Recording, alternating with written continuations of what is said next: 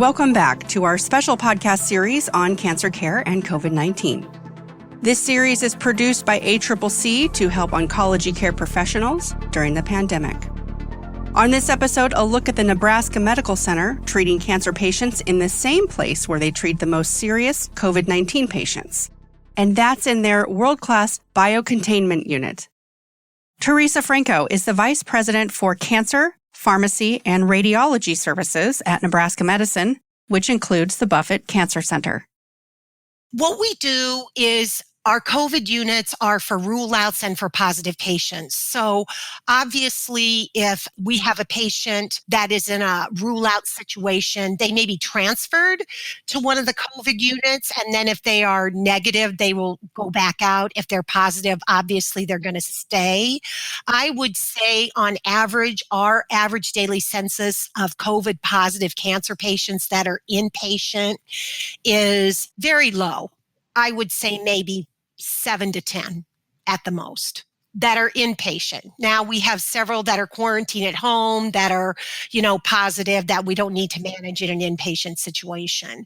Our goal is really to not admit them if we don't have to, but to provide them with the precautions that they can stay in their home environment. And then we've set up a lot more surveillance in our ambulatory arena to be touching base with those patients and family members.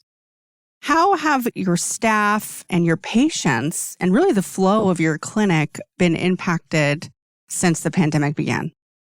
Oh, I would say fairly dramatically. Patients, family members, and staff have all been affected. I would say from a patient and family member standpoint, obviously it's trying to figure out other ways to maintain their care planning without them being actually here. So our use of telehealth and telemedicine has skyrocketed as a result of trying to protect our patients from actually coming into the facility.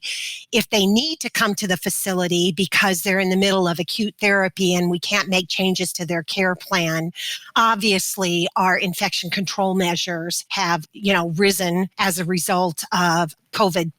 So, the restrictions with little to no visitors, everybody in mask, PPE, and so that's one aspect of it. And I would say from a patient standpoint as well, just a lot of anxiety around their trajectory of their disease and the interventions that we're employing right now and ensuring them that they're still safe and that if they need to stay on their plan of care, they will. But if we can make some modifications in the amount of testing that we need to do or delaying something, we're definitely going to do that. So we've seen a lot of that. Tell us a little bit about your biocontainment unit and how it was developed, and then how you are dealing with any overflow. Well, our biocontainment unit was established right after 9/11. And the reason that we did that is because our senior leadership had the foresight to think about what we would do in a situation where we had some kind of infectious pathogen and how would we go about protecting people. So that was the genesis for our biocontainment unit. It's a 10-bed unit, 5 private rooms. It has negative airflow. It's a very, tight airlocked unit that has things like a decontamination shower, pass-through autoclave, ultraviolet light for filtration. So that was really for us the beginning of disaster and pandemic planning. And then we were one of the few places in the country that got the Ebola patients. We received 3. And as a result of that, we really learned a great deal about how to protect staff and patients, appropriate donning and doffing of PPE, the importance of mental health and the kinds of things that you talked about from a stress standpoint. So that really absolutely gave us a leg up when this coronavirus hit. Unfortunately, there were only 10 beds. And we were lucky enough to have just completed the build of a center for health security, a global center for health security. So we also had a 20-bed quarantine unit that we could use for patients that were also COVID positive. And we received, that first shipment of some patients off the Princess Cruise Line that came here. So we were able to walk into it, I think, substantially more prepared than a lot of other healthcare systems. But obviously, over time, the explosion has occurred.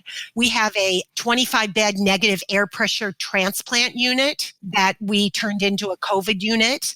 We had to make 2 other units in the hospital negative airflow.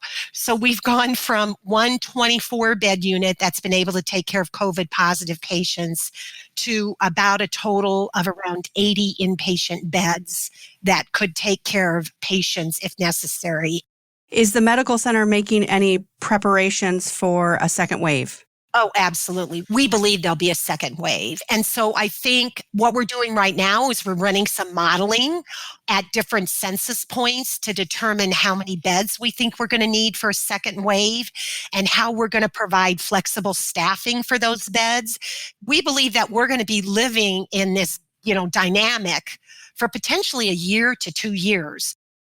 Can you walk us through some of your creative deployment ideas? So, the creation of a much broader and more flexible float pool, more training of different kinds of nurses that can be pulled out of ambulatory environments in a situation where they need to be we've instituted a model called nurse extenders.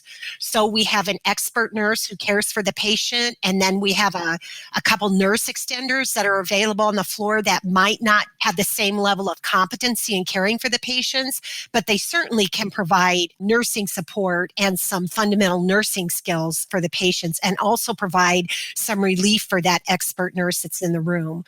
We've also created what we call squads. So we have a PPE squad that makes sure that everyone knows how to put on protective equipment.